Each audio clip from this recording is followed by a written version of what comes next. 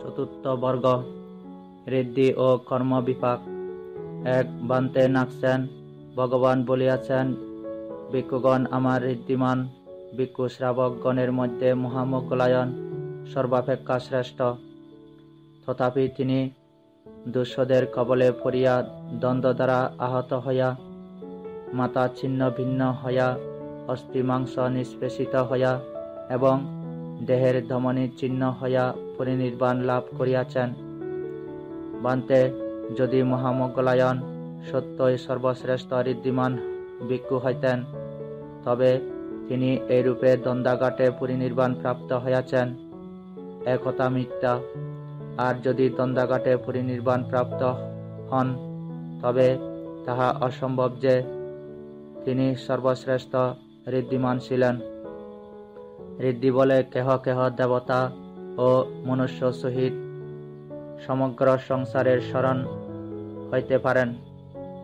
তথাপি তিনি ঋদ্ধি বলে নিজের হত্যাকে রুদ্ধ করিতে পারিলেন না কেন? ইহাও উভয়কতিক প্রসন্ন পূর্ববৎ। 2 মহারাজ, ভগবান ঠিক বলিয়াছেন, ভিক্ষুগণ আমার ঋদ্ধিমান ভিক্ষু শ্রাবকগণের মধ্যে মহামোগলায়ন সর্বাপেক্ষা শ্রেষ্ঠ। আর ইহাও সত্য যে তিনি দ্বন্দ্বাহত হইয়া পরিনির্বাণ প্রাপ্ত হইয়াছেন, কিন্তু তাহা তাহার পূর্বজন্মের কর্মফলে হইয়াছে। বান্তে নাকছেন ঋদ্ধিমান পুরুষের ঋদ্ধিবল ও কর্মফল উভয়ই অচিন্তনীয়। সুতরাং অচিন্তনীয় দ্বারা অচিন্তনীয়কে বন্ধ করা উচিত নহে কি? যেমন কোনো ফলাম্বেশী এক কপিত্ত ফল উৎক্ষেপ করিয়া বৃক্ষ হইতে অপর ফল পাতিত করে, এক আম্র উৎক্ষেপ করিয়া অপর আম্র পতিত করিতে পারে, সেরূপ এক অচিন্তনীয়ের বলে অপর অচিন্তনীয় কেন বন্ধ করা যায় না? মহারাজ, অচিন্তনীয় সমূহের মধ্যে এক হইতে অপর অধিকতর বলশালী হইয়া থাকে। জগতে যেমন সমজাতীয় রাজা অনেকে থাকেন, কিন্তু তাহাদের মধ্যে একজন অধিক বলশালী হন, তিনি সকলকে পরাভূত করিয়া আপনার আদেশে পরিচালিত করেন। সেরূপ সমস্ত অচিন্তনীয় বিষয় এক সদৃশ হইলেও উহাদের মধ্যে কর্মফলই অধিকতর বলশালী হয়।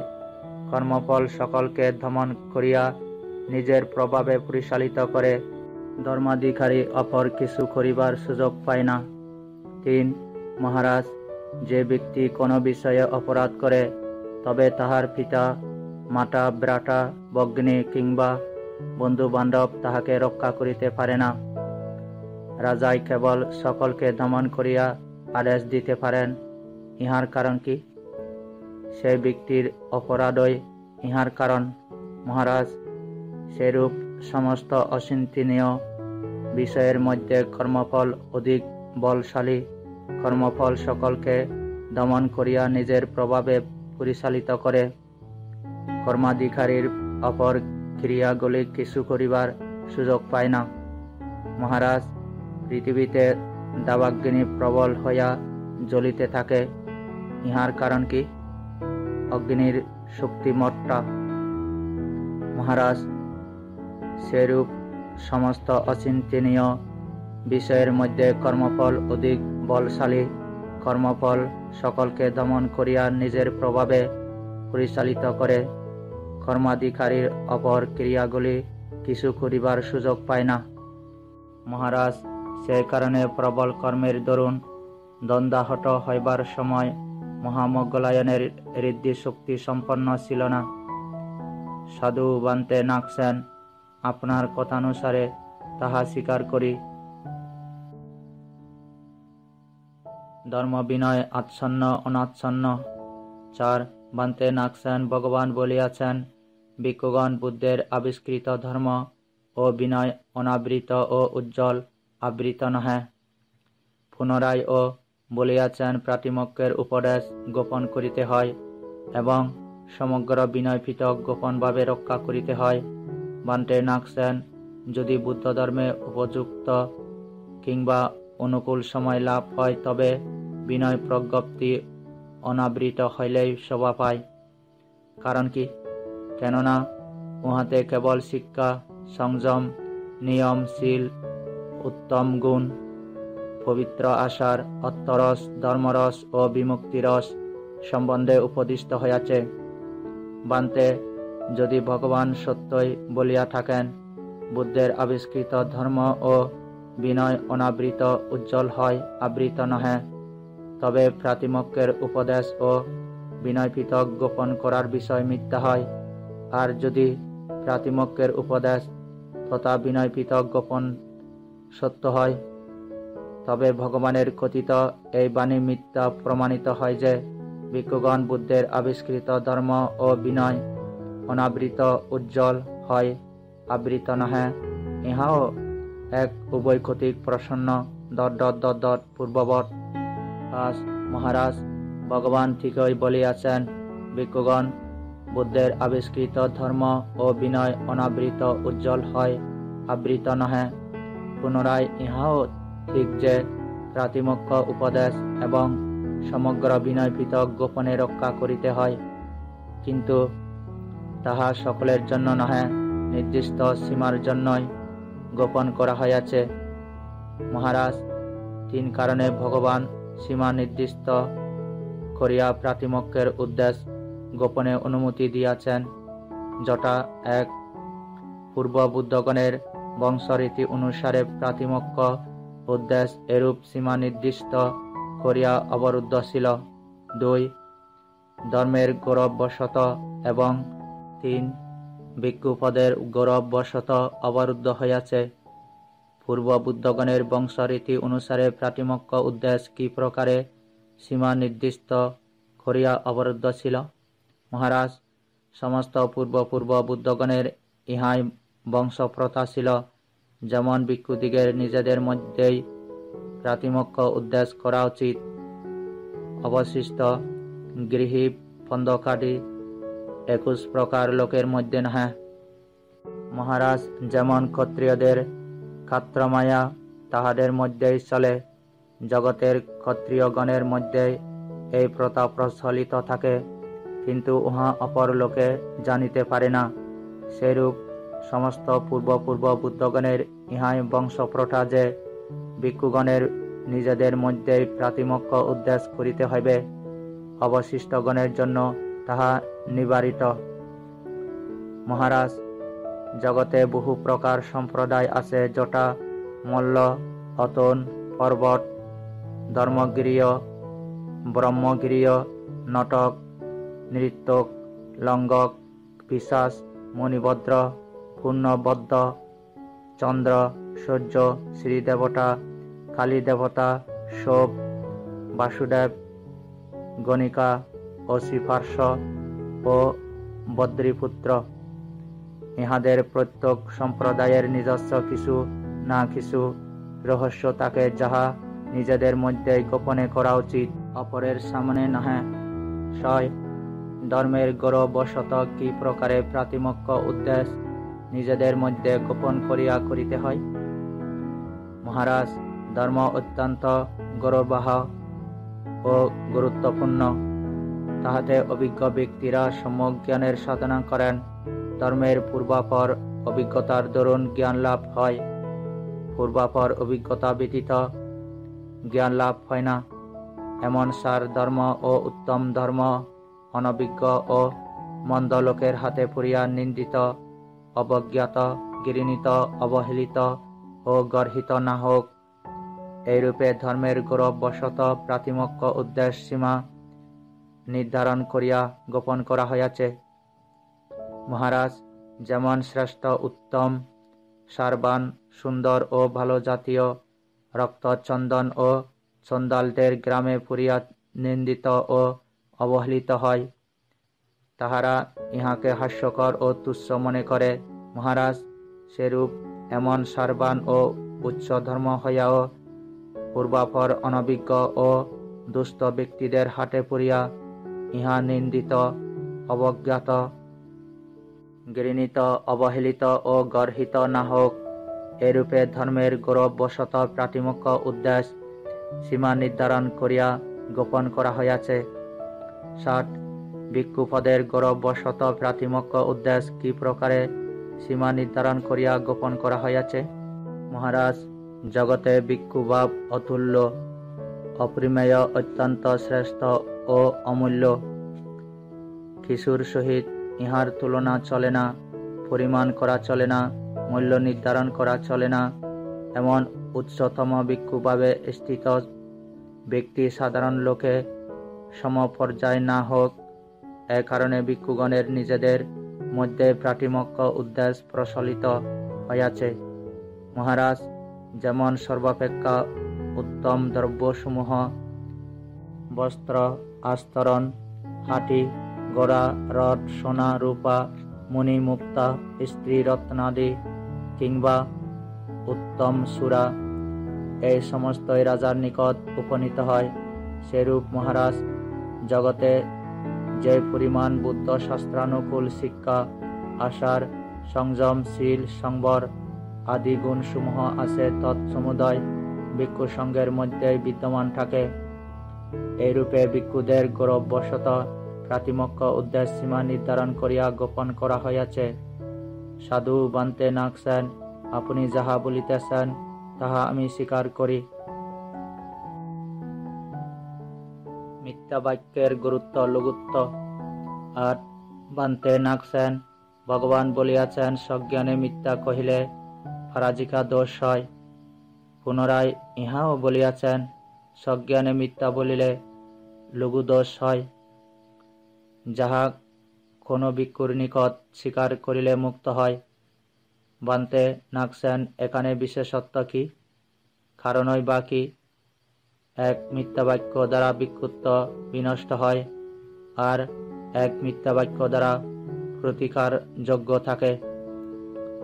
বান্তে ভগবান যদি সত্যই বলিয়া থাকেন, সজ্ঞানে মিথ্যা বলিলে পরাজিকা দোষ হয়, তাহা হইলে এই বাক্য মিথ্যা হইবে যে সজ্ঞানে মিথ্যা বলিলে লঘু দোষ হয়, যাহা কোন ভিক্ষুর নিকট বলিলে স্বীকার করিলে মুক্ত হয়। আর যদি ইহা সত্য হয় যে সজ্ঞানে মিথ্যা বলিলে লঘু আপত্তি হয়, তাহা কোন ভিক্ষুর নিকট স্বীকার করিলে মুক্ত হয়, তবে এই বাক্য মিথ্যা প্রমাণিত হয় যে সজ্ঞানে মিথ্যা বলিলে পরাজিকা দোষ হয়। ইহাও এক উভয়ক্ষতিক প্রসন্ন পূর্ববৎ নয়।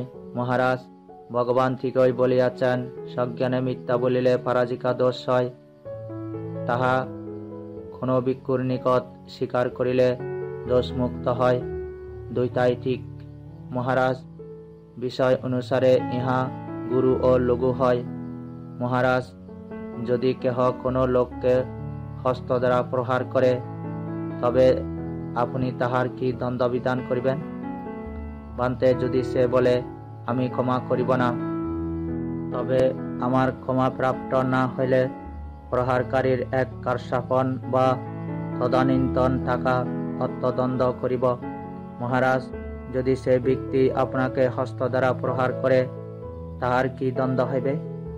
বান্তে, আমরা তাহার হস্তচ্ছেদ, পদচ্ছেদ এবং খুশি বা ছেদনের নিয়াজ শিরচ্ছেদ পর্যন্ত করাইব। তাহার সমগ্র গৃহ অধিকার করাইব। উহার পরিবারে উভয় পক্ষের 7 পুরুষ পর্যন্ত যত লোক আছে সকলকে হত্যা করাইব। মহারাজ, এক্ষেত্রে প্রভেদ কি? কারণই বা কি যে একজনকে হস্ত প্রহারে সামান্য এক কার্ষাপন দণ্ড হয়, আর আপনাকে প্রহারে হস্তচ্ছেদ, শিরচ্ছেদ, সমগ্র গৃহ অধিকার, তাহার পরিবারে উভয় পক্ষের 7 পুরুষ পর্যন্ত যত লোক আছে সকলকে হত্যা করা হইবে? বান্তে, 2 মানুষের মধ্যে প্রভেদের দরুনই। মহারাজ, এই প্রকারে বিষয়ের গুরুত্বের দরুন সজ্ঞানে মিথ্যাভাষণ গুরু ও লঘু হইয়া থাকে। সাধু বান্তে নাগসেন, আমি ইহা তদ্রূপে স্বীকার করি। বোধিসত্ত্বের ধর্মতা 10. বান্তে নাগসেন ধর্মদেশনার সময় ভগবান ধর্মতার সম্বন্ধে বলিয়াছেন, বোধিসত্ত্বদের মাতা পিতা পূর্ব হইতে নিশ্চিত হইয়া থাকে। কোন বৃক্ষের নিম্নে বোধিসত্ত্ব লাভ করিবেন তাহাও নিশ্চিত থাকে। কাহারা অগ্রশ্রাবক বা প্রধান শিষ্য হইবেন তাহাও নিশ্চিত থাকে। কে পুত্র হইবেন তাহাও নিশ্চিত থাকে, এবং কে সেবা পরিচর্যা করিবেন তাহাও নিশ্চিত থাকে। পুনরায় আপনারাও বলিয়া থাকেন, তুষিত দেবলোকে থাকিবার সময় বোধিসত্ত্ব আত্মী প্রধান বিষয় দেখিয়া থাকেন। 1. মনুষ্যলোকে জন্মগ্রহণের কখন উচিত সময় হইবে তাহাও দেখিয়া থাকেন। 2. কোন দ্বীপে জন্ম লইবেন তাহাও দেখিয়া থাকেন। 3. কোন দেশে জন্ম লইতে হইবে তাহাও দেখিয়া থাকেন। 4. কোন কুলে জন্ম লইবেন তাহাও দেখেন। 5. কে মাতা হইবেন তাহা দেখিয়া থাকেন। 6. তাহার আয়ুষ্কাল কতদিন হইবে তাহাও দেখিয়া থাকেন। 7. কোন মাসে জন্ম হইবে তাহাও দেখিয়া থাকেন। আর 8. কখন গৃহত্যাগ করিবেন তাহাও দেখিয়া থাকেন। বান্তে নাগসেন জ্ঞান পরিপক্ক না হইলে কিছু বোঝা যায় না। জ্ঞান পরিপক্ক হইলে এক মুহূর্ত অপেক্ষা করা চলে না। এমন কোনো বিষয় নাই যাহা জ্ঞান পরিপক্ক হইবার পর জানা যায় না। তবে বোধিসত্ত্ব ক্ষণকাল অবলোকন করেন, আমি কোন কুলে জন্মগ্রহণ করিব। বান্তে নাগসেন যদি বোধিসত্ত্বের মাতা পিতা পূর্ব হইতে নিশ্চিত থাকে তবে কুল দেখিয়া থাকেন, এই যে বাক্য তাহা মিথ্যা। যদি সত্যই কুল দেখিয়া থাকেন তবে বোধিসত্ত্বের মাতা পিতা পূর্ব হইতে নিশ্চিত থাকে, এই যে বাক্য তাহা মিথ্যা। ইহাও উভয় কর্তৃক প্রসন্ন পূর্ববৎ। 11. মহারাজ, বোধিসত্ত্ব মাতা পিতা পূর্ব হইতে নিশ্চিত থাকে, এ বিষয় সম্পূর্ণ সত্য। তিনি কুল ও দেখিয়া থাকেন। কোন কুল দেখিয়া থাকেন? যাহারা আমার মাতা পিতা হইবেন তাহারা ক্ষত্রিয় অথবা ব্রাহ্মণ হইবেন, এই প্রকারে কুল দেখিয়া থাকেন। মহারাজ, আদ বিষয় উহাদের পূর্বে দেখিয়া লইতে হয়। সেই আদ বিষয় কি? 1. বণিকের পক্ষে পূর্বেই তাহার বিক্রয় দ্রব্য দেখিতে হয়। 2.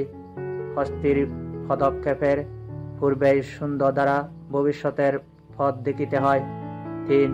শকত চালকের নদী তীরে পৌঁছিবার পূর্বেই উহার গাত দেখিতে হয়। 4. কর্ণদ্বারের পরতীরে পৌঁছিবার পূর্বেই উহা দেখিয়া শুনিয়া নৌকা চালাইতে হয়। 5. চিকিৎসকের চিকিৎসা আরম্ভের পূর্বেই উহা রোগীর আয়ু দেখিয়া লইতে হয়। 6. পারাপারের সেতুতে উঠিবার পূর্বেই উহা দৃঢ় কি অদৃঢ় জানিয়া আরোহণ করিতে হয়। 7. ভিক্ষুর পক্ষে ভোজনের পূর্বেই সময় দেখিয়া খাদ্য ভোজন করিতে হয়। এবং 8. বোধিসত্ত্বদের জন্মগ্রহণের পূর্বেই কুল দেখিতে হয়, ইহা ক্ষত্রিয় অথবা ব্রাহ্মণ কুল। মহারাজ, এই বিষয়ে পূর্বেই উহাদের ভবিষ্যৎ দেখিয়া লইতে হয়। সাধু বান্তে নাগসেন, আপনার উক্তি আমি স্বীকার করি। আত্মহত্যার বিষয়। 12. বান্তে নাগসেন, ভগবান বলিয়াছেন, ভিক্ষুগণ আত্মহত্যা করা অনুচিত। যে ভিক্ষু করে বিনয় অনুসারে তাহাকে অপরাধী সাব্যস্ত করিতে হইবে। পুনরায় আপনারা বলিয়া থাকেন, ভগবান যে কোনো স্থানে শিষ্যগণকে ধর্মোপদেশ করিবার সময় জন্ম, জরা, বিধি ও মৃত্যুর সমুচ্ছেদের নিমিত্ত উপদেশ করেন। যে কেহ জন্ম, জরা, বিধি, মৃত্যু অতিক্রম করিতে পারে, ভগবান তাহার অতিশয় প্রশংসা করেন। বান্তে, যদি ভগবান যথার্থই আত্মহত্যা নিষেধ করিয়া থাকেন তবে এই কথা মিথ্যা প্রমাণিত হয় যে তিনি শিষ্যদিগকে ধর্মোপদেশ করেন। আর যদি তিনি জন্ম, জরা, বিধি ও মৃত্যুর সমুচ্ছেদের নিমিত্ত ধর্মোপদেশ করেন, তবে এই বাক্য মিথ্যা প্রমাণিত হয় যে তিনি আত্মহত্যা নিষেধ করিয়াছেন। ইহাও এক উভয়কথিক প্রসন্ন পূর্ববৎ। 13 মহারাজ ভগবান ঠিকই বলিয়াছেন, ভিক্ষুগণ আত্মহত্যা করা অনুচিত। যে ভিক্ষু করে বিনয় অনুসারে তাহার বিচার করিতে হইবে। আমাদের কথাও ঠিক যে ভগবান যে কোনো স্থানে শিষ্যগণকে ধর্মোপদেশ করিবার সময় সতত নানা প্রকারে জন্ম, জরা, বিধি ও মৃত্যুর উচ্ছেদের নিমিত্ত উপদেশ করেন। মহারাজ ভগবানের এইরূপে বর্জন ও গ্রহণ করাইবার কারণ আছে। মানতে এই ক্ষেত্রে বর্জন ও গ্রহণ করাইবার কি কারণ আছে? মহারাজ, প্রাণীদের ক্লেশরূপী বিষ বিনাশের নিমিত্ত শিলবান হওয়া উত্তম ঔষধ স্বরূপ, সত্যগণের ক্লেশরূপী রোগ উপশমের নিমিত্ত শিলবান হওয়া উত্তম বৈজয্য সম। সত্যগণের ক্লেশ ময়লা বিদূরণ পরিষ্কার জল সদৃশ। সত্যগণের সর্বসম্পত্তি প্রদানে স্পর্শমণি সদৃশ। সারিস্রোত জটা কাম ভব মিথ্যাদৃষ্টি ও অবিদ্যা অতিক্রম করিবার নিমিত্ত নৌকা সদৃশ। জন্ম জন্মান্তরূপী দুর্গম মরুভূমি অতিক্রম করিবার নিমিত্ত উত্তম সারথি সম। সত্যগণের ত্রিবিধ অগ্নি জটা লোভ দেশ মোহ নির্বাপনে বায়ু সম। সত্যগণের মানস পরিপূরণে প্রবল মেঘ সদৃশ। কুশল শিক্ষাদানের সত্যগণের আচার্য সদৃশ এবং নিরাপদ পথ প্রদর্শনে শীলবান সুদেশক সম। মহারাজ, এই প্রকারে অনন্ত গুণসম্পন্ন বিশ্ব প্রাণীগণের শ্রীবৃদ্ধিকামী ভগবান শীলবান বিনষ্ট না হোক, এই উদ্দেশ্যে সত্যদিগের প্রতি অনুকম্পা বশত এই শিক্ষাপদ উপদেশ দিয়াছেন। ভিক্ষুগণ আত্মহত্যা করা অনুচিত। যে করে বিনয় অনুসারে তাহার বিচার করিতে হইবে। মহারাজ, ইহাই এখানে কারণ যে কারণে ভগবান ইহা বর্জন করিয়াছেন। 14 মহারাজ পরলোক সম্বন্ধে ফায়াসী রাজন্যকে প্রকাশ করিবার সময় বিচিত্র বক্তা স্থবির কুমার কাশ্যপ ভাষণ করিয়াছেন। রাজন্য শীলবান ও ধর্মাত্মা শ্রমণ কিংবা ব্রাহ্মণগণ যত অধিক কাল জীবিত থাকেন ততকাল বহু পুণ্য সঞ্চয় করেন, বহু লোকের হিতের জন্য আত্মনিয়োগ করেন, বহুজনকে সুখের মার্গ প্রদর্শন করেন, লোকের প্রতি অনুকম্পা বশত দেবমানবের হিত ও সুখের সহায়তা করেন। কি কারণে ভগবান গ্রহণ করাইয়াছেন?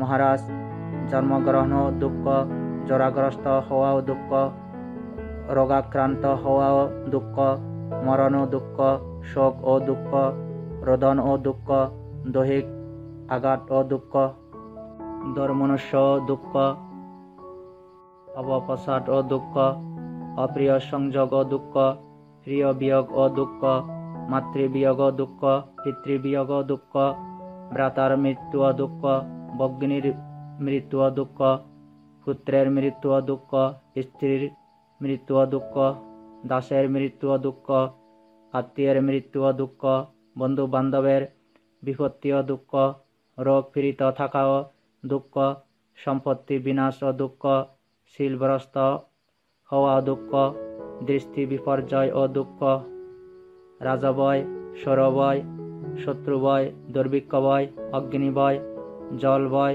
তরঙ্গ ভয়, আবর্ত ভয়, গম্ভীর ভয়, শোষক ভয়, স্বীয় নিন্দা ভয়, পরনিন্দা ভয়, দ্বন্দ্ব ভয়, দুর্গতি ভয়, বড় সবার ভয়, জীবিকার ভয়, মরণের ভয়, বেত্রাঘাতের ভয়, কষাঘাতের ভয়, দ্বন্দ্বাঘাতের ভয়, হস্তচ্ছেদের ভয়, ফাটছেদের ভয়, হস্তফাট উভয়চ্ছেদের ভয়, কর্ণচ্ছেদের ভয়, ফাটছেদের ভয়, নাসিকাচ্ছেদের ভয়, কর্ণ নাসিকা উভয়চ্ছেদের ভয় ও দুঃখ, বিলঙ্গত থালিক ও দুঃখ, শঙ্খমন্দিক দুঃখ, রাহুমুখ দুঃখ, জ্যোতির্মালিকাও দুঃখ, হস্ত প্রজ্যোতিকাও দুঃখ, এরকবর্তিকাও দুঃখ,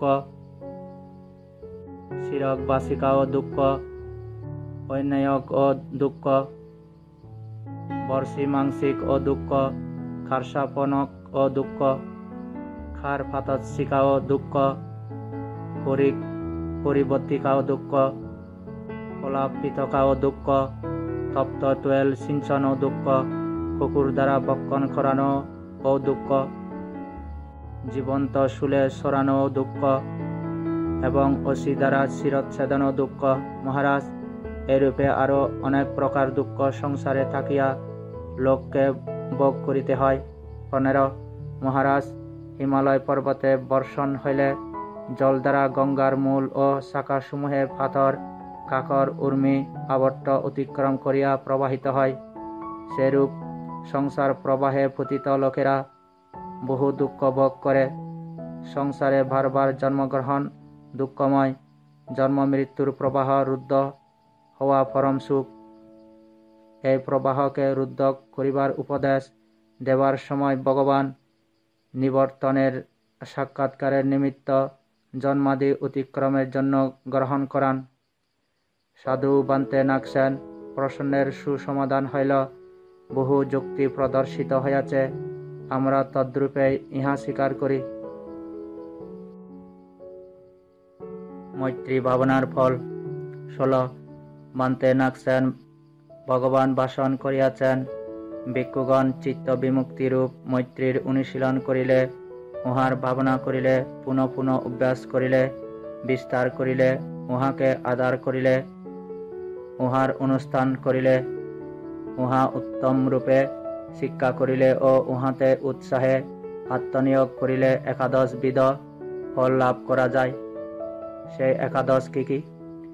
1 সুখে নিদ্রিত হয়, 2 সুখে জাগ্রত হয়, 3 দুঃস্বপ্ন দেখে না, 4 মানুষদের প্রিয় হয়, 5 অমানুষদের প্রিয় হয়, 6 দেবতারা তাহাকে রক্ষা করেন, 7 অগ্নি, বিষ কিংবা অস্ত্র তাহার কোনো অনিষ্ট করে না, 8 সহসা তাহার চিত্ত সমাধিষ্ঠ হয়, 9 তাহার মুখের চেহারা সতত সুপ্রসন্ন থাকে, 10 মূর্ছিত না হইয়া তাহার দেহ ত্যাগ হয়, 11 অর্হত্ব পদ লাভ করিতে না পারিলেও তিনি ব্রহ্মলোকে উৎপন্ন হন।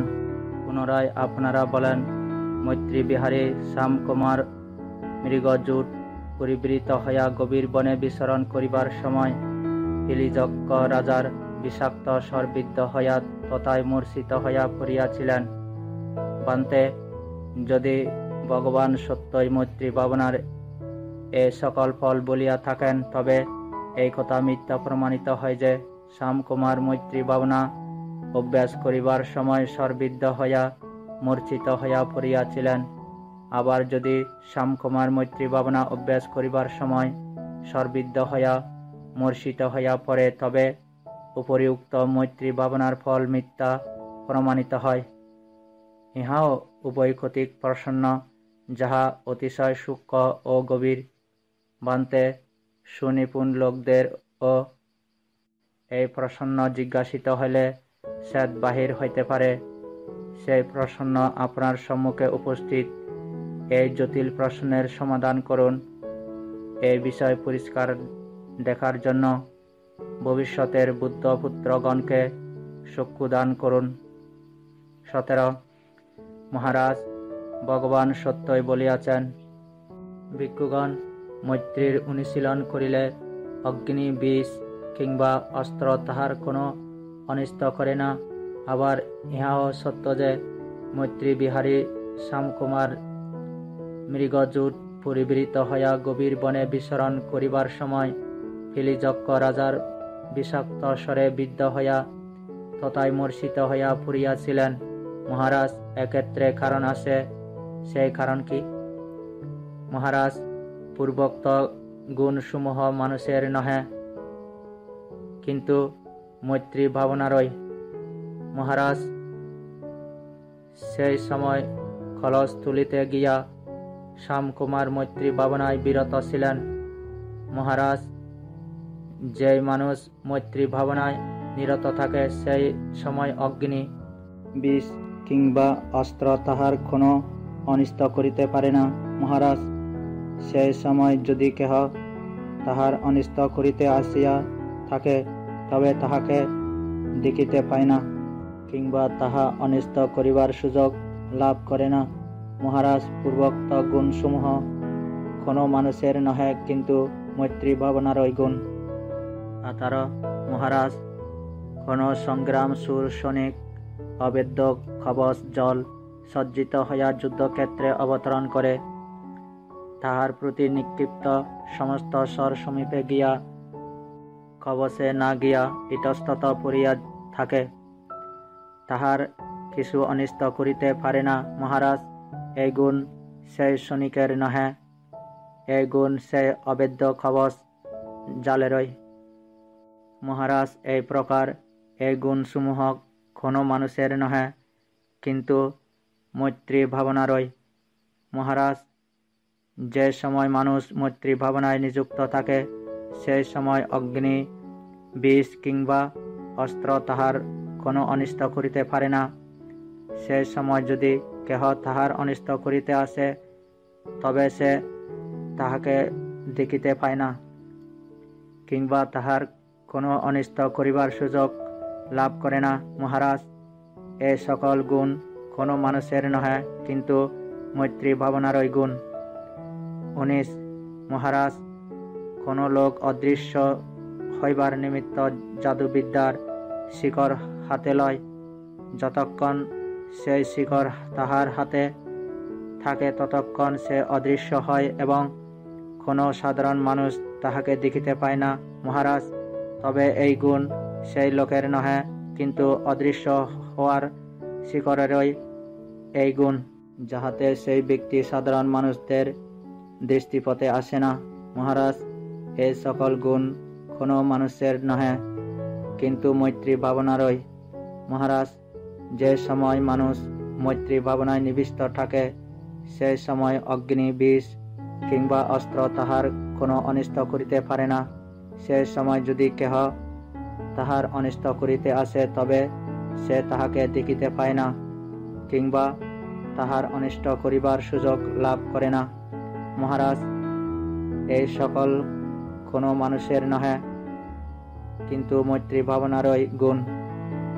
20 মহারাজ, কোনো ব্যক্তি উত্তম রূপে নির্মিত পর্বত গুহায় প্রবেশ করে, তখন বাহিরে মুষল দ্বারায় বর্ষণ হইলেও তাহাকে সিক্ত করিতে পারে না। মহারাজ, ইহা সেই ব্যক্তির গুণ নহে, কিন্তু পর্বত গুহারই এই গুণ, যাহাতে প্রবল বর্ষণ ও তাহাকে সিক্ত করিতে পারে না। মহারাজ, এই রূপে এই গুণসমূহ কোনো মানুষের নহে, কিন্তু মৈত্রী ভাবনারই। মহারাজ, যে সময় মানুষ মৈত্রী ভাবনায় নিবিষ্ট থাকে সেই সময় অগ্নি, বিষ কিংবা অস্ত্র তাহার কোনো অনিষ্ট করিতে পারে না, অথবা তাহার কিছু অনিষ্ট করিবার সুযোগ লাভ হয় না। মহারাজ, এ সকল গুণ কোনো মানুষের নহে, কিন্তু মৈত্রী ভাবনারই গুণ। বান্তে নাগসেন অতি আশ্চর্য, অতি অদ্ভুত। মৈত্রী ভাবনা সর্ববিধ পাপ নিবারণ করে। মহারাজ, মৈত্রী ভাবনা হিতকারী ও অহিতকারী সকলের জন্য সর্ববিধ পুণ্য গুণ আহরণ করে। সংসারে যত প্রকার সজীব প্রাণী আছে সকলের মধ্যে মৈত্রী ভাবনার মহাফল বিভাগ করিয়া লওয়া উচিত। পাপ পুণ্যের বৈষম্য। 21 বান্তে নাগসেন, পুণ্যকামী ও পাপকারী উভয়ের ফল সমান সমান হয় অথবা কিছু ইতর বিশেষ আছে। মহারাজ, পুণ্যকর্মের ফল ও পাপকর্মের ফলের মধ্যে ইতর বিশেষ আছে। পুণ্যকামী সুখ লাভ করে ও স্বর্গে গমন করে, আর পাপকারী দুঃখ প্রাপ্ত হয় ও নরকে গমন করে। 22 বান্তে নাগসেন, আপনারা বলিয়া থাকেন যে দেবদত্ত একান্ত কৃষ্ণকর্মা পাপকর্মে নিযুক্ত থাকিতেন, পক্ষান্তরে বোধিসত্ত্ব একান্ত শুক্লকর্মা ছিলেন, সর্বদা সৎকর্মের অনুষ্ঠান করিতেন। তথাপি দেবদত্ত বহু জন্মে যশ ও ভক্ষ বিষয়ে বোধিসত্ত্বের সমান হইতেন, কদাচিৎ অধিকতরও হইতেন। বান্তে দেবদত্ত যখন বারাণসীতে রাজা পুরোহিত পুত্র ছিলেন, তখন বোধিসত্ত্ব জাদুবিদ্যাধর এক নিচ জাতের চণ্ডাল ছিলেন। তিনি মন্ত্র প্রয়োগ করিয়া অকালে আম্রফল ফলাইয়াছিলেন। এক্ষেত্রে এক উদাহরণ, যাহাতে বোধিসত্ত্ব দেবদত্ত অপেক্ষা জাতি ও যশ উভয় দিকে হীন ছিলেন। বান্তে আবার যখন দেবদত্ত মহামহিপতি রাজা ছিলেন, কামভোগের সমগ্র উপকরণ পূর্ণ ছিল, তখন বোধিসত্ত্ব তাহারই বাহক হস্তিনাগ ছিলেন, যাহাতে সর্বপ্রকার উত্তম লক্ষণ বিদ্যমান ছিল। উহার সুন্দর গজেন্দ্র গতি বিলাস সহ্য করিতে না পারিয়া রাজা উহার বধের ইচ্ছায় মাহুতকে বলিলেন, মাহুত, তোমার হস্তিনাগ অশিক্ষিত, উহাকে আকাশগমন নামক চাল চলন শিক্ষা দাও। তাহাতেও বোধিসত্ত্ব দেবদত্ত অপেক্ষা জাতিতে হীন সামান্য পশুজনিতে জন্মিয়াছিলেন। পুনরায় যখন দেবদত্ত মানুষ হইয়া অরণ্যের শিকারী রূপে ভ্রমণ করিতেন, তখন বোধিসত্ত্ব মহাপৃথিবী নামে বানর ছিলেন। তাহাতেও মানুষ ও পশুর মধ্যে পার্থক্য দেখা যায়। তথায় জাতিতে বোধিসত্ত্ব দেবদত্ত অপেক্ষা নিচ ছিলেন।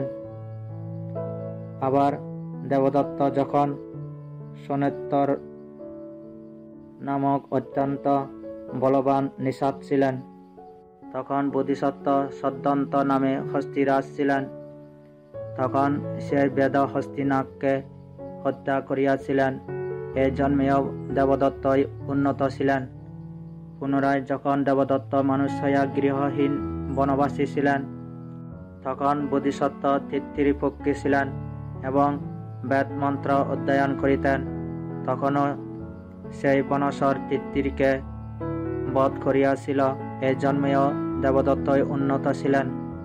পুনরায় যখন দেবদত্ত কলাবু নামে কাশী রাজা ছিলেন, তখন বোধিসত্ত্ব ক্ষান্তিবাদী তপস্বী ছিলেন।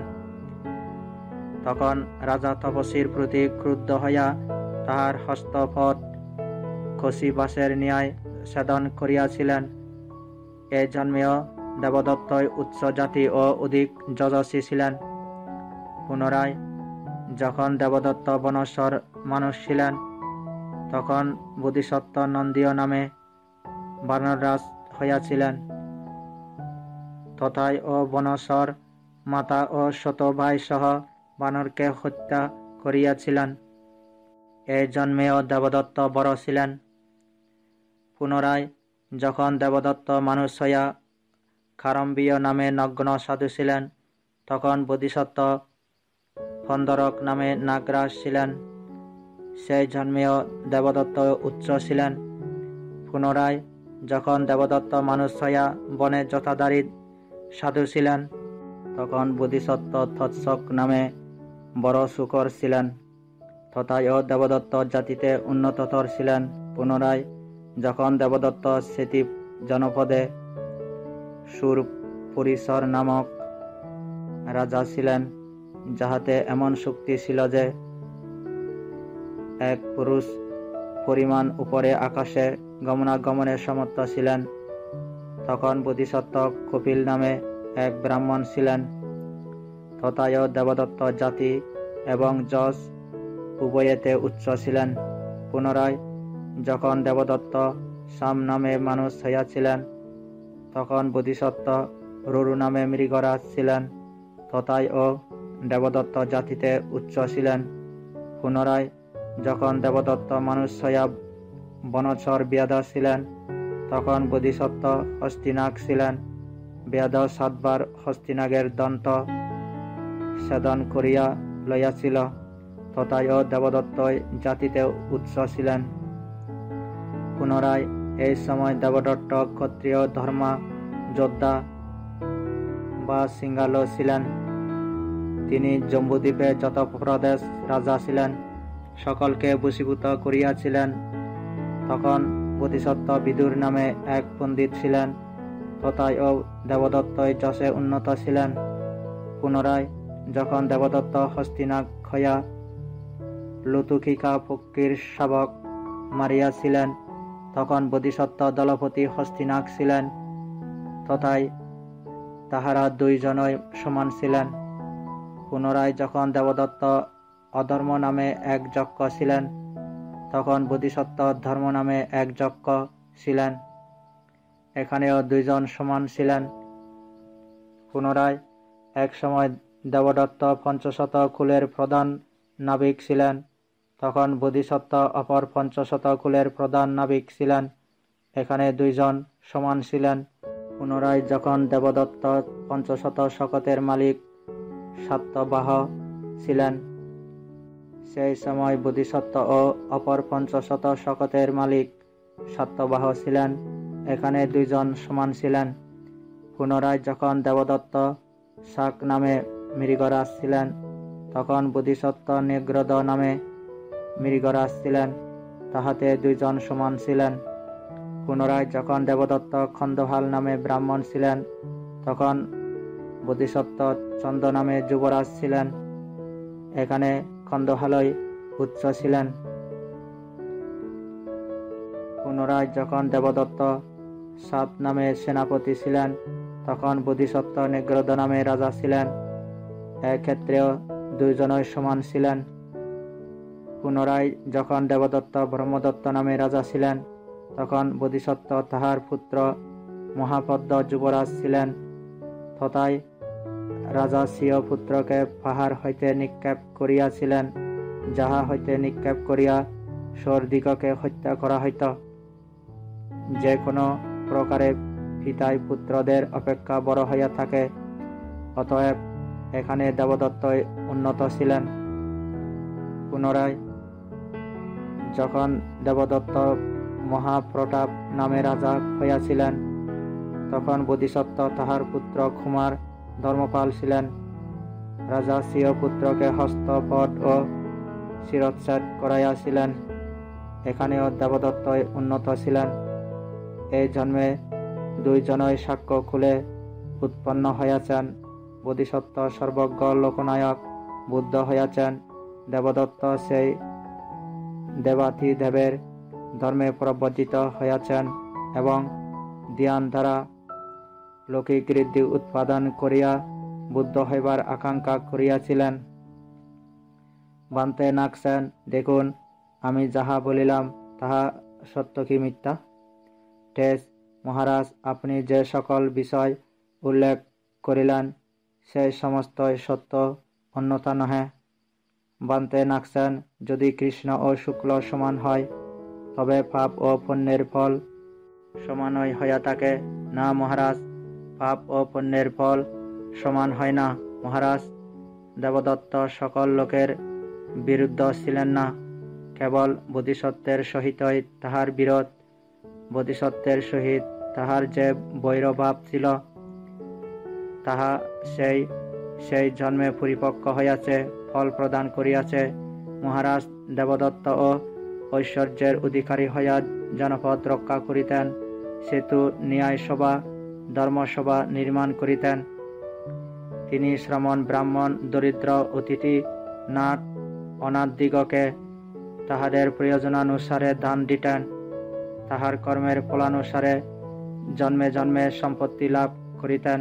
মহারাজ, এই কথা কে বলিতে পারে যে দান, দম, সংযম ও উপসদ কর্ম ব্যতীত সম্পত্তি লাভ করিতেন?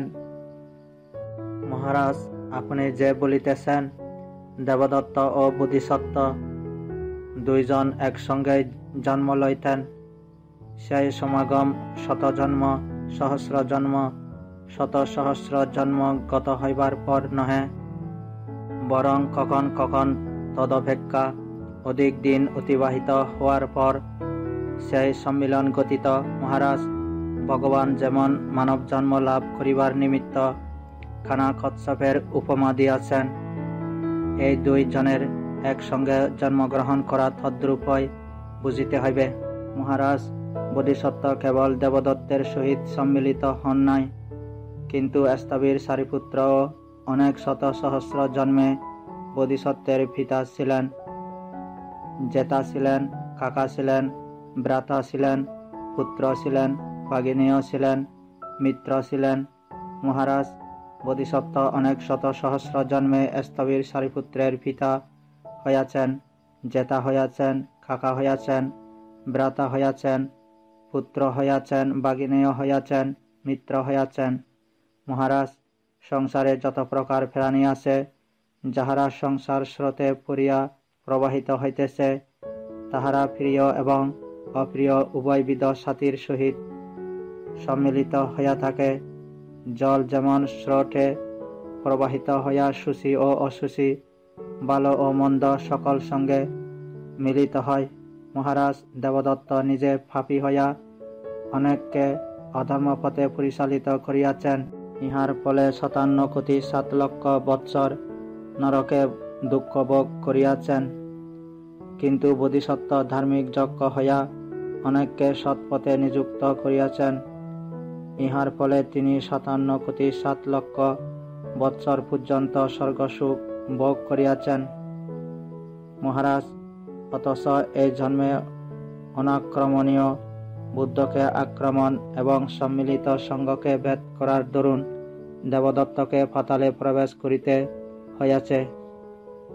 পক্ষান্তরে তথাগত বুঝিবার যোগ্য সব তত্ত্ব জ্ঞাত হইয়া বুদ্ধ হইয়াছেন এবং সংসার প্রবাহের যাবতীয় কারণ নাশ করিয়া নির্বাণ শান্তি লাভ করিয়াছেন। সাধু বান্তে নাগসেন, আপনি যাহা বলিলেন তাহা আমি স্বীকার করি। অমরা দেবীর বিষয় 24। বান্তে নাগসেন, ভগবান বলিয়াছেন, যদি লবে গুপ্ত স্থান কিংবা যজ্ঞক্ষণ, তথাবিধ পাপীদের প্রায় প্রলোভন, প্রায় নারী পাপ কার্য করে অকাতরে, ক্ষুব্ধ সাথে অবিচারে না লোভী অপরে। পুনরায় ইহাও বলা হয়, মহর্ষদের বার্যা অমরা দেবী ছিলেন চরিত্রবতী নারী। স্বামী বিদেশে থাকায় তিনি নিরালাপ গ্রামে একাকী বাস করিতেন এবং পুতিকে হৃদয়েশ্বর রূপে পূজা করিতেন। এই সময়ে সহস্র মুদ্রার প্রলোভনেও তিনি পাপকর্মে সম্মত হন নাই। বান্তে নাগসেন, যদি ভগবানের কথিত বাণী সত্য হয়, তবে অমরা দেবীর সম্বন্ধে প্রচলিত কাহিনী মিথ্যা প্রমাণিত হইবে। আবার যদি অমরা দেবী এতই পতিব্রতা থাকেন, তবে ভগবানের বাণী মিথ্যা প্রমাণিত হয়।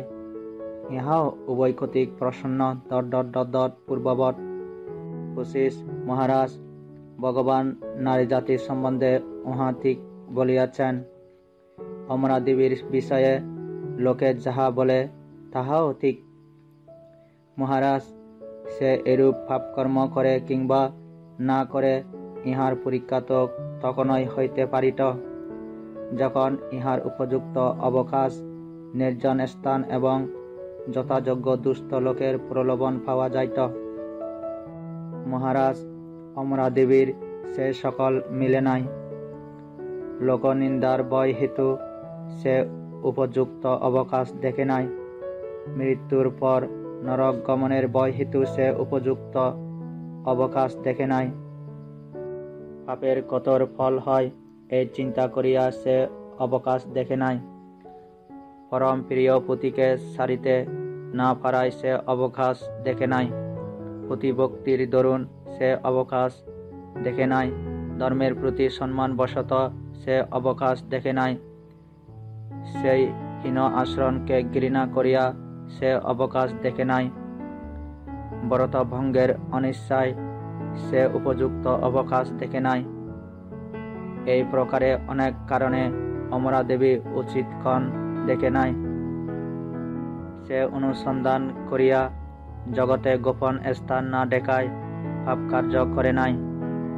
যদি মানুষ হইতে গোপন রাখা যায়, তথাপি অমনুষ্য হইতে গোপন রাখা অসম্ভব।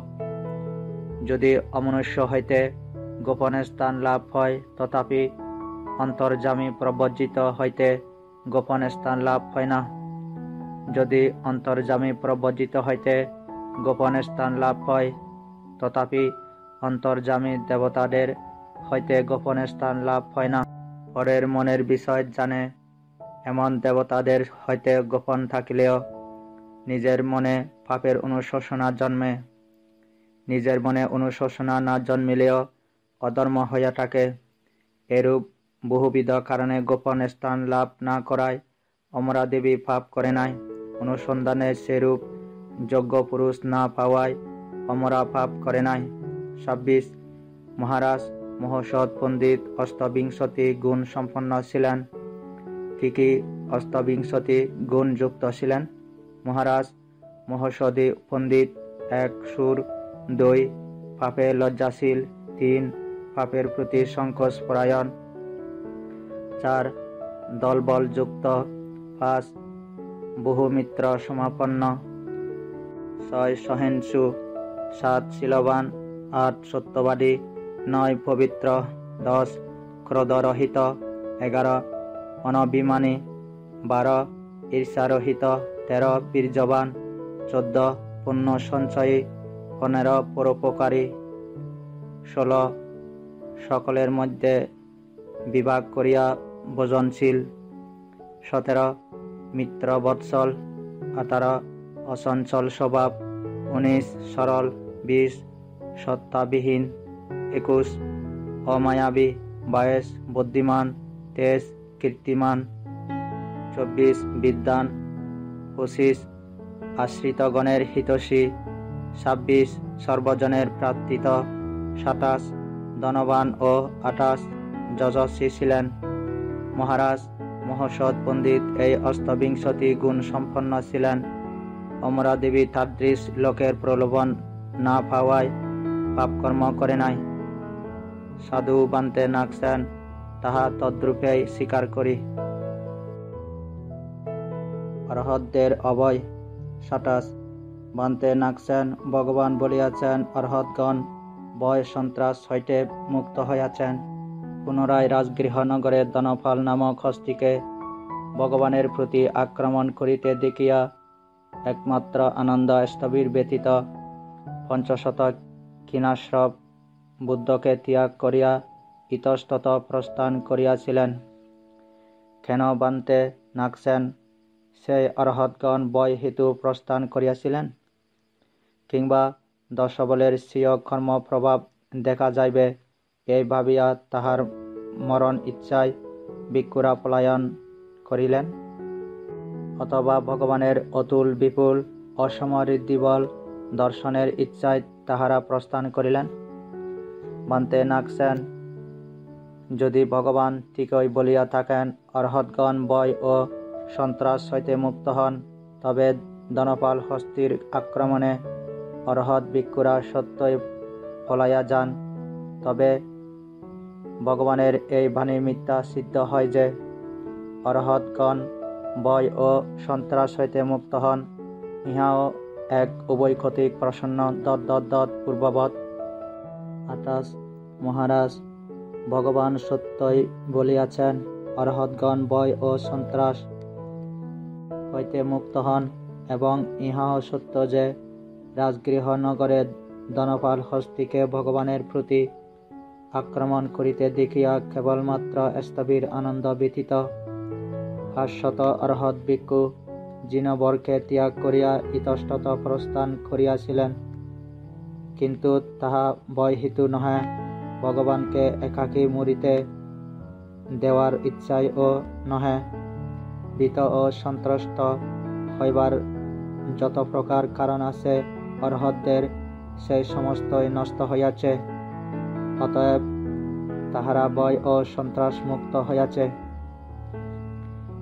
মহারাজ যখন কোনো লোক মাটি খনন বা ছেদন করে, তখন মহাপৃথিবী কি ভীত হয়? কিংবা বিশাল সমুদ্র পর্বত গিরিশৃঙ্গ ধারণে ভীত হয়? না বান্তে। কি কারণে মহারাজ? বান্তে মহাপৃথিবীতে ভয়ের কোনো কারণ নাই। মহারাজ সেরূপ অর্হতদের মধ্যে এমন কোনো কারণ থাকে না যাহাতে তাহাদের ভয় ও সন্ত্রাস হইতে পারে। মহারাজ গিরিশৃঙ্গ ছিন্ন হইলে, বিদীর্ণ হইলে, পতিত হইলে কিংবা অগ্নি দ্বারা দগ্ধ হইলে কি ভীত হয় না বানতে? মহারাজ, কারণ কি?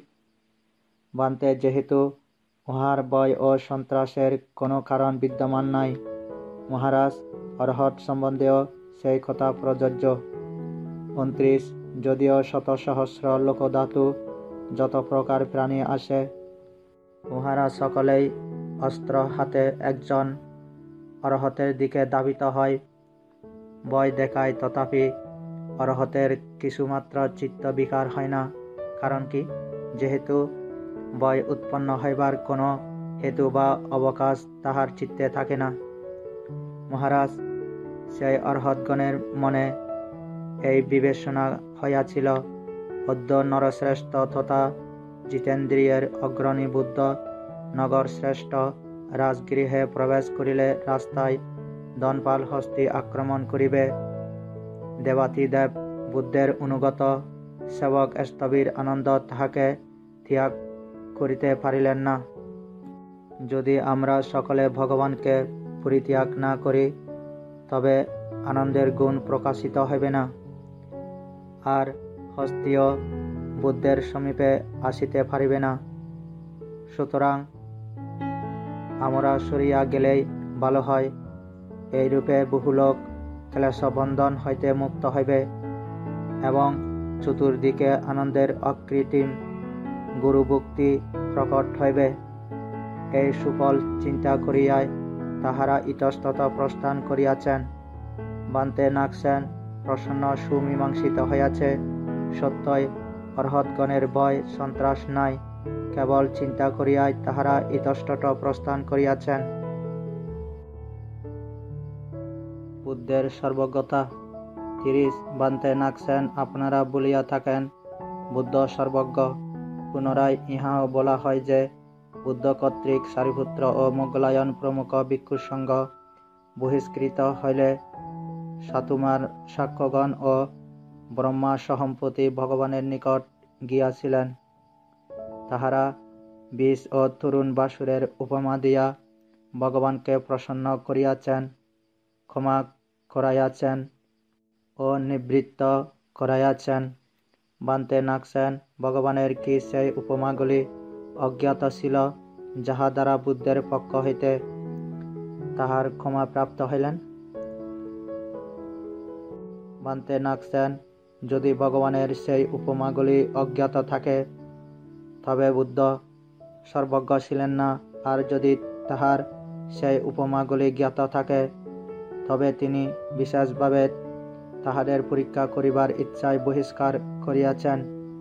এরূপ ফলে তাহার করুণাহীনতার পরিচয় পাওয়া যায়। ইহাও উভয় কর্তৃক প্রসন্ন। ... পূর্ববৎ। 31. মহারাজ, ভগবান সর্বজ্ঞ ছিলেন, তথাপি সেই উপমাগুলি দ্বারা প্রসন্ন হইয়া নিবৃত্ত হইয়াছেন এবং তাহাদিগকে ক্ষমা করিয়াছেন। মহারাজ, বুদ্ধ ধর্মগুরু ছিলেন।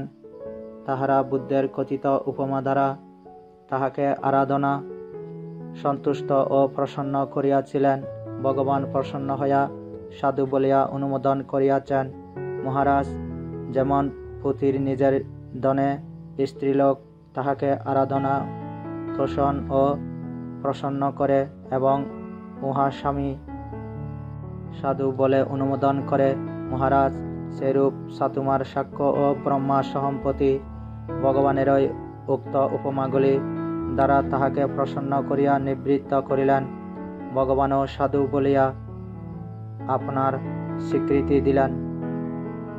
মহারাজ, নাপিত যেমন রাজার নিজস্ব স্বর্ণ শিরোনি দ্বারা তাহার শির সুসজ্জিত করিয়া তাহাকে প্রসন্ন করে, প্রসন্ন রাজা অতি উত্তম বলিয়া তাহাকে অনুমোদন করেন, নাপিতকে যথেচ্ছা পুরস্কৃত করেন। মহারাজ, এইরূপে সাতুমার সাক্ষ্যগণ ও ব্রহ্মা সহম্পতি ভগবানের নিজেরই উক্ত উপমাগুলি দ্বারা তাহাকে প্রসন্ন করিয়া নিবৃত্ত করিলেন। বুদ্ধ প্রসন্ন হইয়া তাহাদিগকে সাধুবাদে অনুমোদন করিলেন। মহারাজ অন্তেবাসী শিষ্য যেমন উপাধ্যায়ের আহরিত বিজ্ঞান হাতে তুলিয়া দিয়া তাহাকে সাধুবাদে অনুমোদন করেন। মহারাজ সেরূপ সাতুমার সাক্ষ্যগণ ব্রহ্মা সহম্পতি ভগবানের নিজের উক্ত উপমাগুলি দ্বারা প্রসন্ন করিয়া নিবৃত্ত করিলেন। ভগবান ও সাধুবাদে তাহাদিগকে অনুমোদন করিলেন এবং সর্ব দুঃখমুক্তির নিমিত্ত ধর্মোপদেশ করিলেন। সাধু বান্তে নাগসেন আপনি যাহা বলিলেন তাহা আমি তদ্রূপ স্বীকার করি। শ্রোতৃবর্গ সমাপ্ত।